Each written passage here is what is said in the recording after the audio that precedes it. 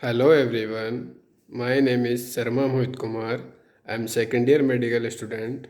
Today we will discuss about the examination musculoskeletal system. Hi, How are you? I'm fine. Can you know your name? Can you know your name? Listening. Okay. So today we will. Do you have pen? Do you have pen on your any body part? No. So today we will have examine your musculoskeletal system.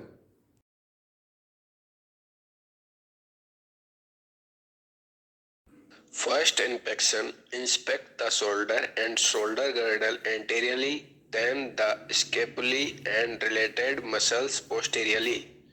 Note any swelling, deformity, muscle atrophy or fasciculation or abnormal positioning. Look for swelling of the joint capsule anteriorly or a bulge in the subacromial bursa under the deltoid muscle. Survey the entire upper extremity for color change, skin alteration, or unusual bony contour. Now palpation. Begin by palpating the bony contour and structure of the shoulder, then palpate any area of pain. Beginning medially at the sternoclavicular joint, then from behind, palpate the acromion, then coracoid process, then greater tubercle, bicipital groove, and tendon, and at last subacromial and subdeltoid bursa. So now we will examine the range of motion. First, flexion. Patient instruction should be like raise your arm in front of you and over the head. For extension, the patient instruction should be like raise your arm behind you. For abduction, now the patient instruction should be like raise your arm out to the side and over the head. Now for adduction, patient instruction should be like cross your arm in front of your body. For internal rotation, the patient instruction should be like place one hand behind your back and touch your shoulder blade. For external rotation, patient instruction should be like raise your arm to shoulder level, bend your elbow and rotate your forearm toward the ceiling.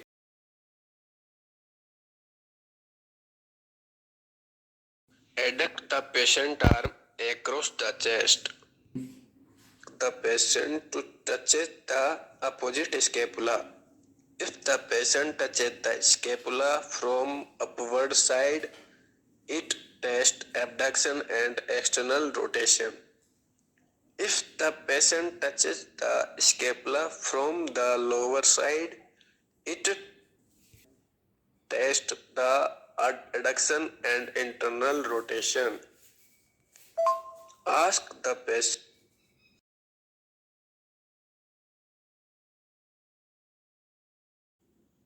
Press on the scapula to prevent scapular motion with one hand and raise the patient's arm with the other.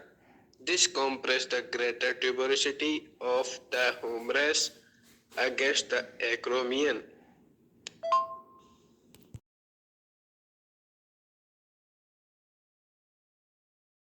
Flex the patient's shoulder and elbow to 90 degree with the palm facing down, then with one hand on the forearm and one on the arm, rotate the arm internally, This compresses the greater tuberosity against the supraspinatus tendon and coracoacromial ligament.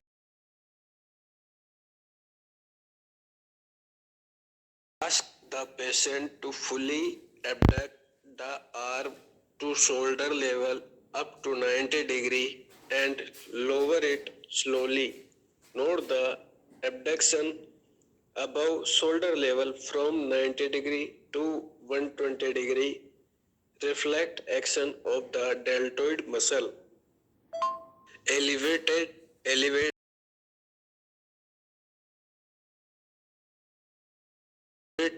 elevate the arm to 90 degree and internally rotated the arms with the thumbs pointing down as if emptying a can. Ask the patient to resist as you place downward pressure on the arms.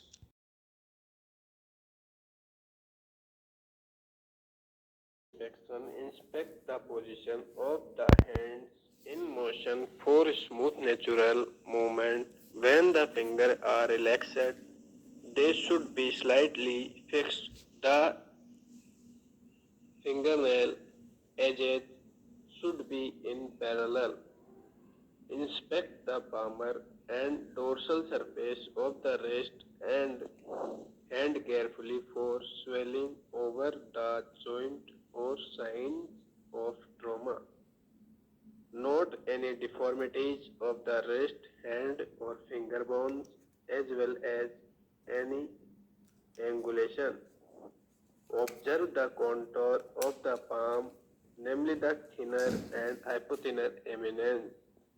Note any thickening of the flexor tendon or flexion contracture in the finger.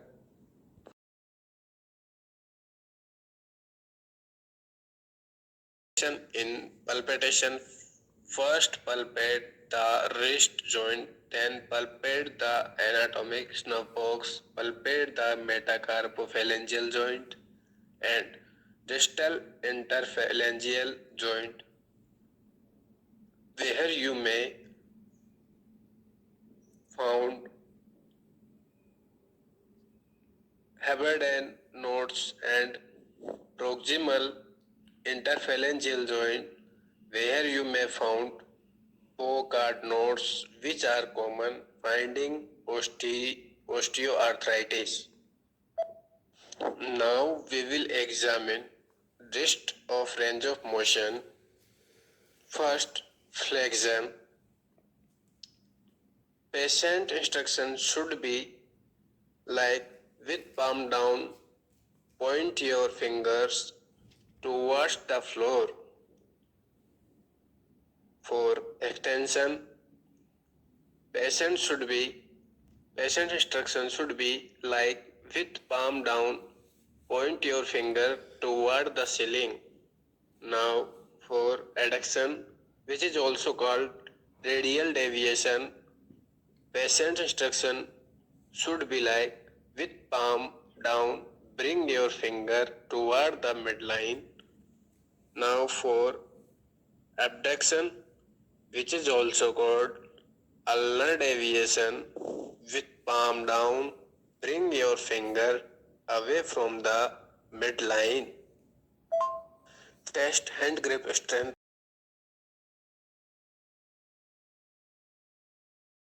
Hand grip strength by asking the patient to grasp your second and third finger.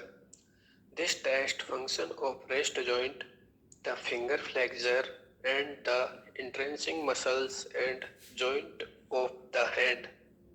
To test thumb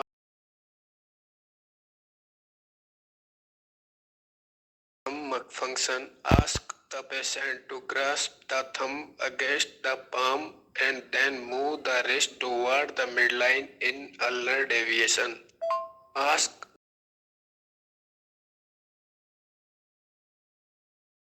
the patient to place the finger and thumb in the neutral position with the palm up. Then have the patient move the thumb anteriorly away from the palm to assess abduction.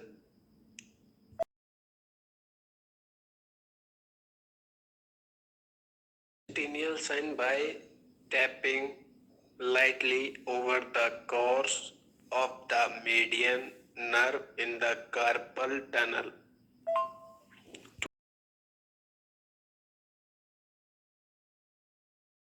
To test Phelan sign, ask the patient to press the backs of both hands together to form right angle. These maneuver compress the median nerve.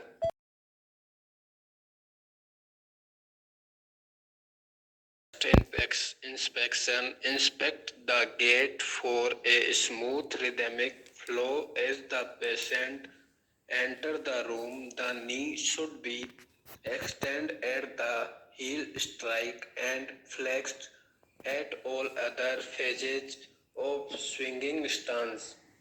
Check the alignment and contour of the knee. Observe any entropy of the quadriceps muscles. Inspect for any loss of normal hollows around the patella, a sign of swelling in the knee joint and suprapatellar notch. Note any other swelling in or around the knee. Next palpation, ask the patient to sit on the edge of the examining table with the knee in flexion. In this position, bony landmarks are more visible and the muscles, tendon and ligament are more relaxed, making them easier to palpate. Palpate the tibiofemoral joint facing the knee. Place your thumb in the soft tissue depressions on either side of the patellar tendon. Identify the groove of the tibiofemoral joint. Note that the inferior pole of the patella lies at the tibiofemoral joint line. To palpate medial and lateral menisci, palpate the medial menisci, press on the medial soft tissue depression along the upper edges of the tibial plateau with the tibia slightly internally rotated.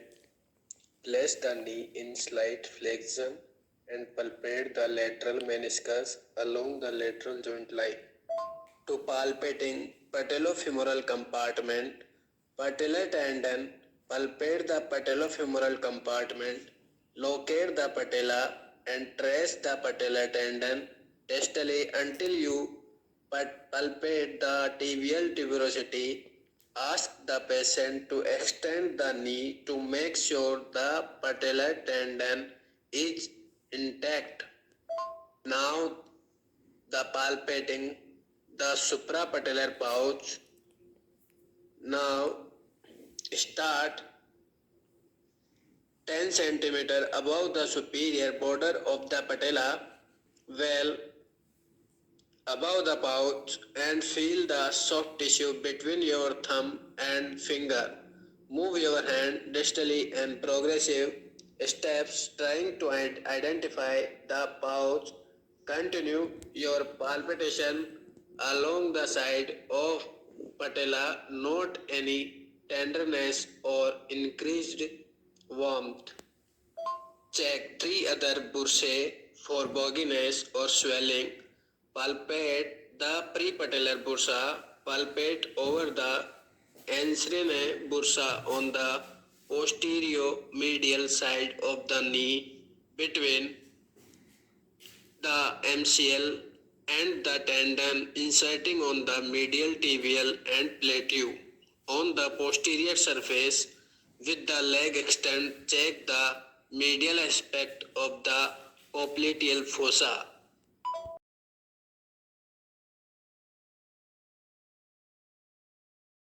To examine knee range of the motion, first patient instruction should be First, flexion. Bend or flex your knee or squat down to the floor. For extension, straighten your leg or after you squat down to the floor, stand up. For internal rotation, while sitting, swing your lower leg toward the midline. For external rotation, while sitting, swing your lower leg away from the midline.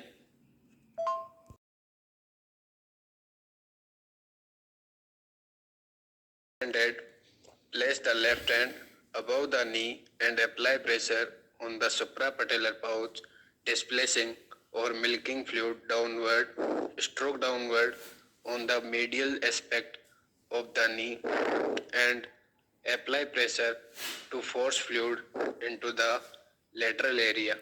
Tap the knee just behind the lateral margin of the patella with the right hand. Place the thumb and index finger.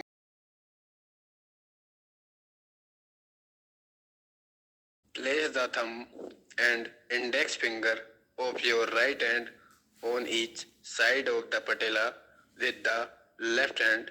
Compress the suprapatellar pouch against the femur. Palpate for fluid ejected or ballooning into the space next to the patella under your right thumb and index finger.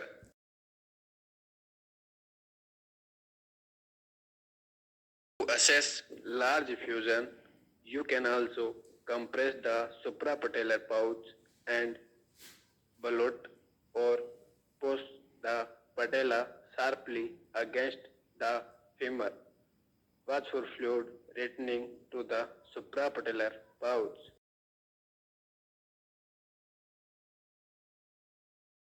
With the patient supine, grasp the heel and flex the knee. Cup your other hand over the knee joint with finger and thumb along the medial joint line from the heel, externally rotated the lower leg, then push on the lateral side to apply a valgus stress on the medial side of the joint.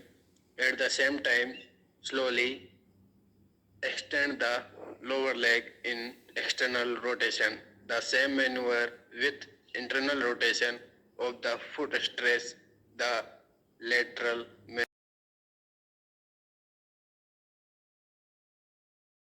With the patient supine and knee slightly flexed, move the thigh about 30 degrees laterally to the side of the table.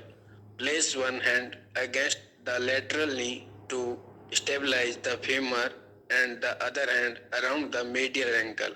Push medially against the knee and pull laterally at the ankle to open the knee joint on the medial side.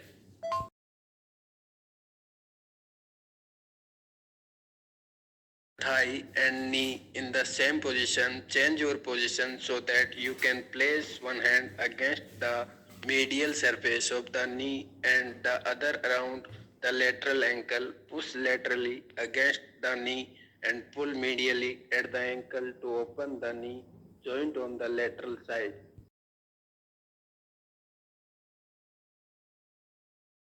The patient supine, hips flexed and knee flexed to 90 degrees and feel flat on the table. Cup your hand around the knee with the thumbs on the medial and lateral joint line and the finger on the medial and lateral insertion of the hamstring. Draw the tibia forward and observe if it slides forward like a drawer from under the femur. Compare the degree of forward movement with that of the opposite knee.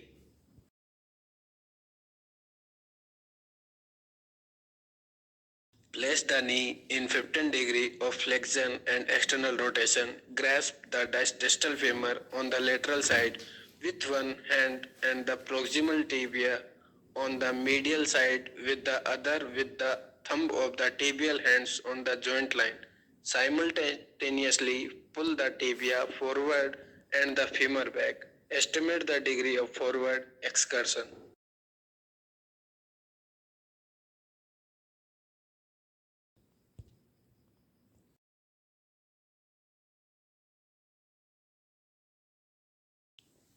Position the patient and place your hand in the position described for the anterior drawer test. Push the tibia posteriorly and observe the degree of backward movement in the femur.